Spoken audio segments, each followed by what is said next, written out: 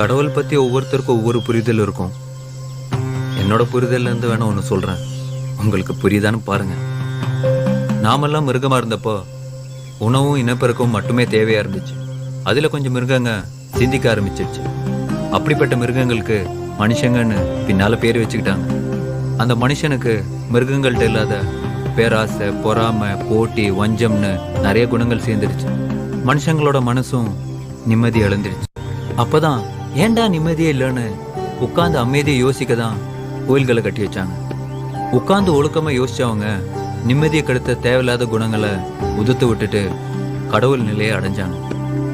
அந்த கடவுள் நிலையை அடைஞ்சவங்க கொடுத்துட்டு போன சிலபஸ் தான் திருமந்திரம், திருக்குறள், பகவத்கீதா, குர்ஆன், தம்மபதம், பைபிள்னு எல்லாம்.